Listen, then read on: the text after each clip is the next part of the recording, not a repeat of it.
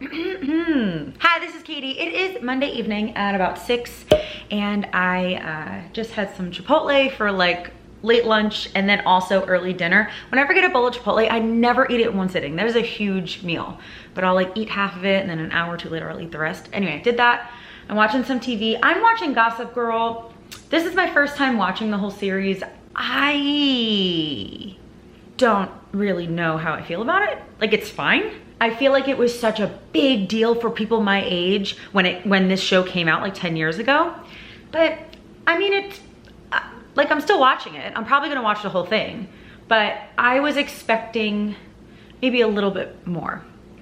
Anyway, I wanted to start recording because I'm about to do something that I didn't actually, like, I've been thinking about doing it the last few weeks or so, but before that, I never really thought that I would do it because it never really seemed like a big deal. Also, I cut my finger at the Levi's outlet today. Don't even know how. I was trying on clothes and I cut my finger, so Band-Aid. Anyway, so you guys know that I've been single for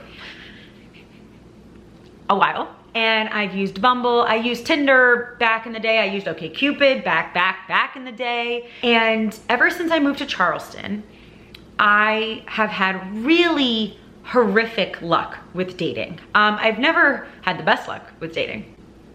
It takes a special man to put up with me. And I know exactly what I want. So when I was in places like Nashville and Bozeman and stuff, I met some great people, some who literally even became my friends. But even for people that I, dated and then maybe it didn't work out and whatever. But since I've been here, I have not even really met any people who I felt would have worked in a dating aspect with me. It's a different culture down here than I'm used to. I think I'm used to like bigger city culture and northern culture. Like, I grew up in New York, and the people down here, I just don't necessarily think that my personality fits in with dating, at least the guys who are on Bumble in this town. There's probably tons of incredible guys in this town that would match with me perfectly, but I just haven't met them. Maybe they're not on Bumble. But at least the demographic that's on Bumble, I just haven't felt incredibly matched with. I think it's a great app. I think if you find a dating app that works for you, I think they can be really, really great. But I realize that when I'm single, I will use something like Bumble as,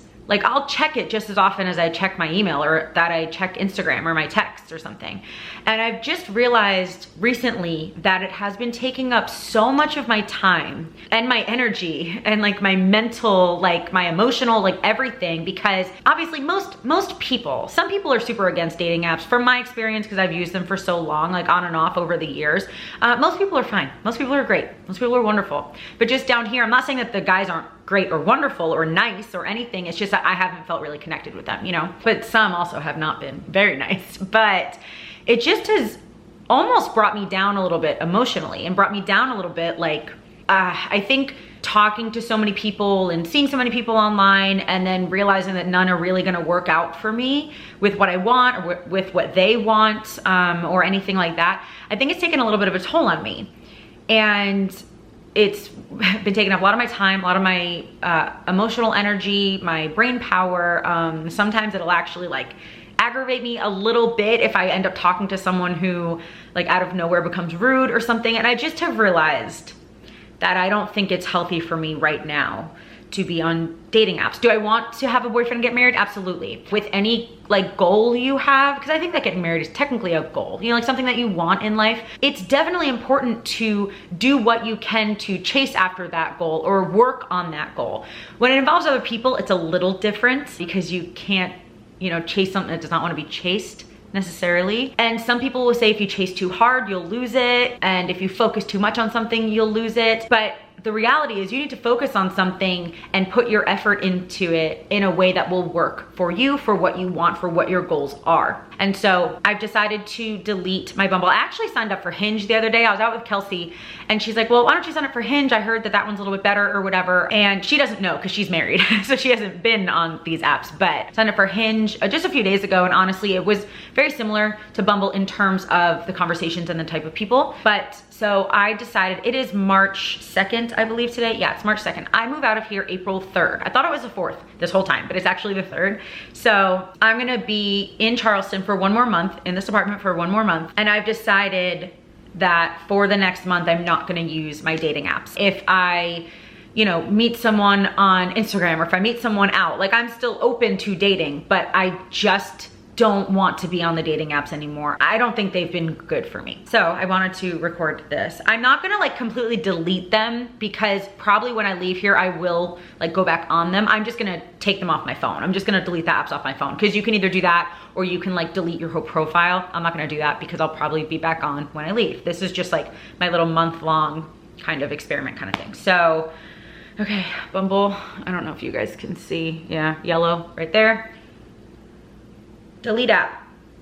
Honestly, I wonder if you delete it, I think you can just sign back in. Honestly, it doesn't really matter. It doesn't really matter, but I'm deleting it. Delete. Okay. And then Hinge as well, which is, you can't see at all. Cool, cool, but it's there. Deleting that one. Delete, delete. Okay.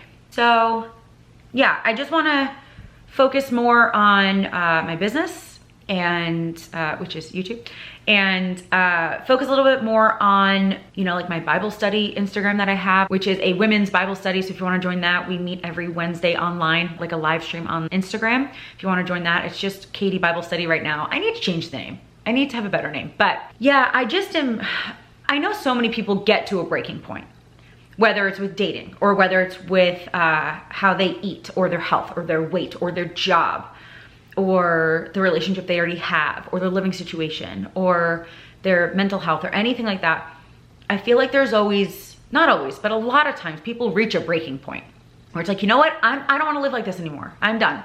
If we're lucky, there's a point when it snaps. I can't snap very well, but you get the point, where it kind of snaps in our head like, wow, I can do better and I can be better. You know, we talk about goals a lot and stuff on here, and making, you know, 1 or 2 goals at a time, and then breaking those down into manageable steps for whoever you are, because we're all so different. We all learn differently and grow differently, could really make huge changes in your life. Like, it really could. So to some of you guys, deleting a dating app might be like, who cares, whatever.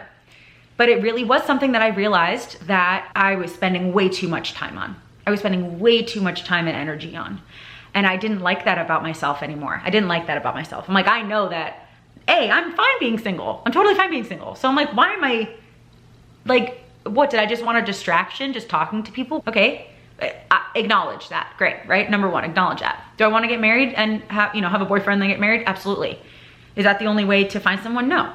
Is it an easy option for someone like me who travels all the time and works for themselves from home? Yes, but it wasn't benefiting me right now. And it's really helpful to, we talk about this a lot too, like check in with yourself and think, is what I'm doing beneficial, fulfilling, helpful? And if it's not, think why you're doing it. Because it might be, you know what, I hate my job, but if I keep this job for another 6 months, I can have all my school loans paid off, and that would really, really make me feel a lot better, be a weight lifted off my shoulders. Great, then you know why you have your job, and then you also have an end goal for, if you hate something or you dislike something about your life, having that end goal, at least you know it's gonna be over one day, but you also know that you're doing it for a reason, for a purpose. If you hate your job, but you don't really have a lot of bills, and you don't really have like a family or anything, like it's kind of just you, and you make a decent amount of money and you have money in your savings, why aren't you spending an hour every night when you get home looking for another job? You know, if you hate your job, if you hate something going on in your life. And the why generally is because it's really easy to be comfortable. Even if the comfortable is painful, even if the comfortable is something you don't like or that you don't enjoy, it's still easy because you don't have to change.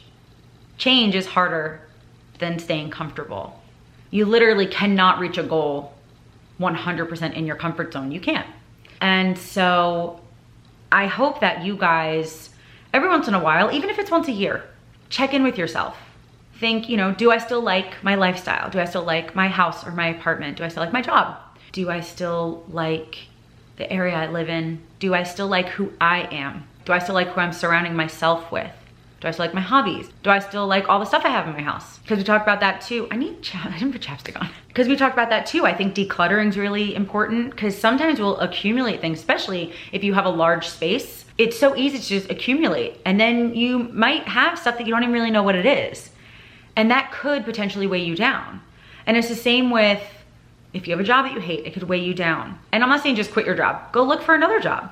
Because what's the point of spending half of your waking hours doing something that you hate? And again, maybe there is a reason. Maybe you have a family and this is the only job that you could get right now. Okay, awesome for being responsible. That's like A+ on being responsible. But you can still maybe if you do have a family, you have small children at home, you're a single parent, maybe you don't have a lot of time to look for a new job, but I'm sure you could find 10 minutes a day to look for a new job.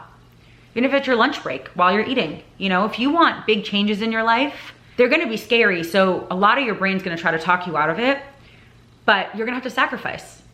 So if you wanna save money, yeah, you might not be able to go out to eat every day or go out to lunch every day, like with your coworkers at work. I'd be like, oh no, maybe I'll go out with you guys once or twice, but I'm gonna cook the rest of my meals. Change means that you're getting out of your comfort zone, and it means you're gonna sacrifice. And it means you need to look in on yourself and realize what you like about yourself, what you want to explore more, what you want to push through more, what makes you feel fulfilled, and how you can do that more. Do more of that. Help more people. Do kind things. Spread joy. And then realize the things you don't like about yourself or that don't bring you joy, and see if there's a reason behind them. Because we're not going to enjoy every single thing we do in life. But if we don't like something, hopefully at least there's a reason we're doing it, right? An important reason that we're doing it. And hopefully also we can see if there's a way to change it. And even if you can't change your situation, change your mentality, where you can think that you're so grateful to have the job that you have or to have the apartment that you have, even if you don't love them at the time. And even while you're looking potentially to change them in the future or change them right now, you can still be grateful that you have them. You can still change your mindset. But it's really, really, really, really important to do that. And so if you have something that every time you do it, you kind of feel like anxious or you feel worse about yourself or something, it takes 5 seconds. Think of why you're doing it. If you're doing it because all your friends do it, you know, like if you don't really like drinking very much, but all your friends drink, but you realize, like if you think about what you don't enjoy and you realize you don't enjoy drinking, okay, cool. You can still go out with your friends, drink seltzer water or soda or regular water. We're allowed to alter ourselves. We're allowed to change ourselves. And if that means sometimes you might lose some things because you need that sacrifice in your life to make big changes. But I'm not saying like divorce your husband if you're not happy with him. I'm saying figure things out, you know?